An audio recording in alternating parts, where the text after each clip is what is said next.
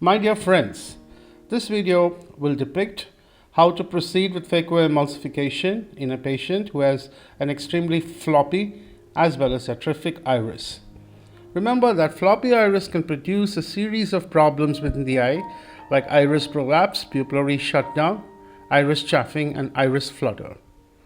The introduction of a pupil dilating device during the procedure will settle at one go all these complications that a floppy iris can throw up during the procedure. The following surgery was performed in a 90-year-old man who was on tamsulosin for about 10 years and a non-dilating pupil. His iris was extremely thin and atrophic. I initially tried to dilate the pupil with intracameral Axe solution, but of course, as you know, it will not dilate a non-dilating pupil, as this was a non-dilating pupil. I then undertook staining of the anterior capsule, which is very important in these cases. So this is what I call the air trap method of staining. So you put a small blob of trypan blue under air. This air will hold the trypan blue in place.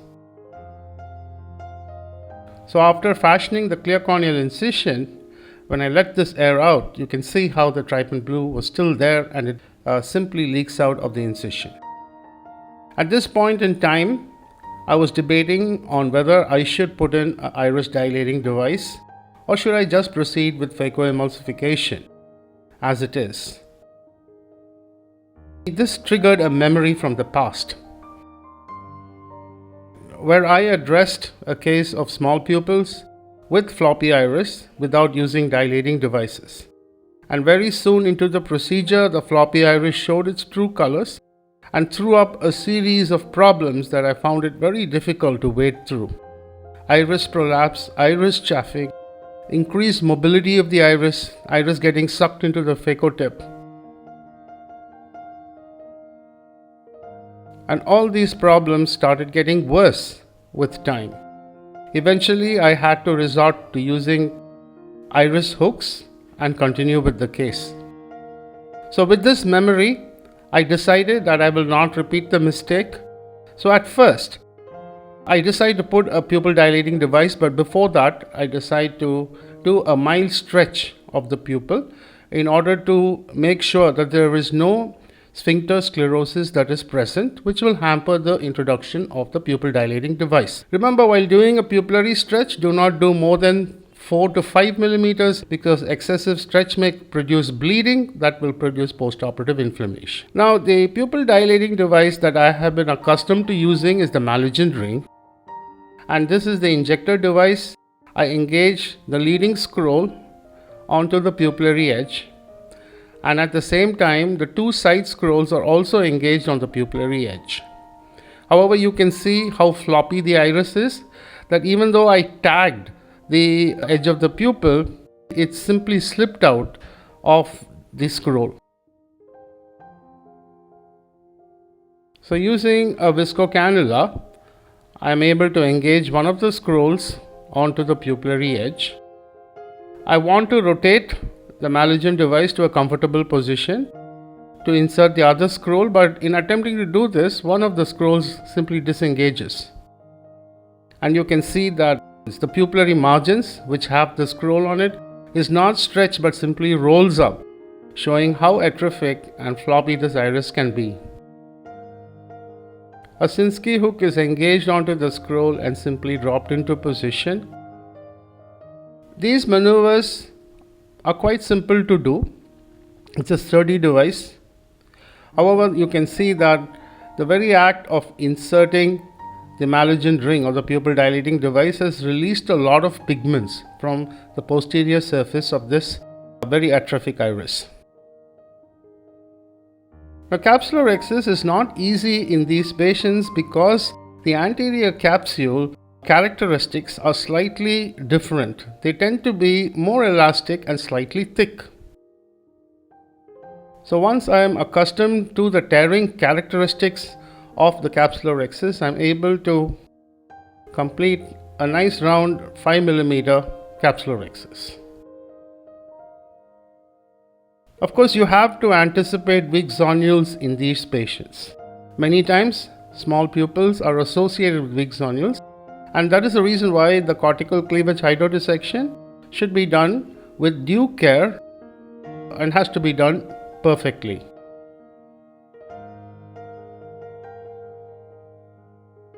I'm trying to disassemble this grade 2 nuclear sclerotic cataract by the direct phaco chalk technique.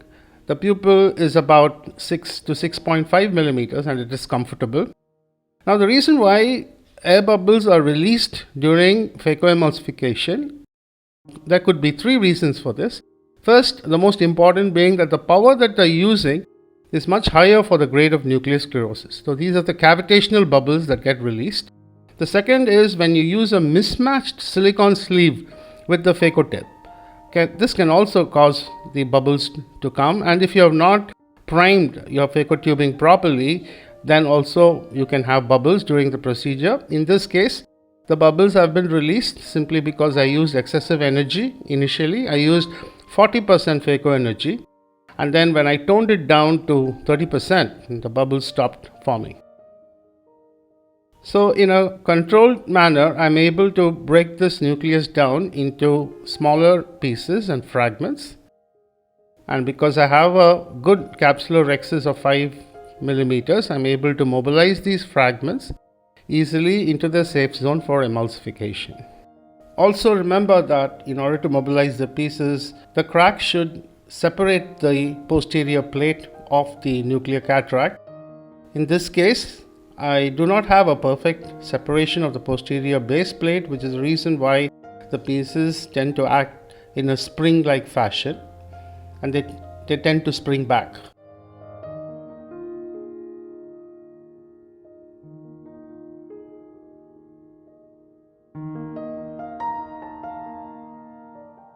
Now, while trying to separate the fragment, what I do is something known as rotational separation. So you hold on to the piece, and instead of lateral separation, you simply rotate the piece. So this is a very elegant way of creating fragment separation, and it will place the least amount of stress on the zonules. This can be done once 1 or 2 fragments have been removed from within the capsular bag. The further separation of fragments can be done in this manner.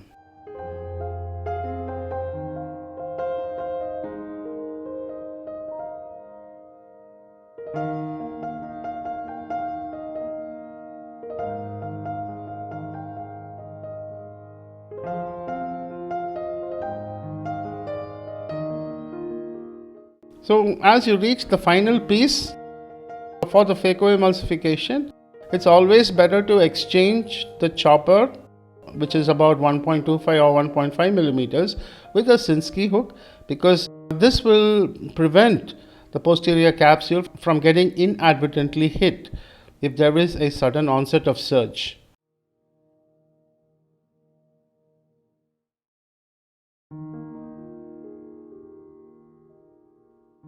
What I'd like you to notice is that once I put the pupil dilating device, all the complications that can occur in floppy iris has completely disappeared.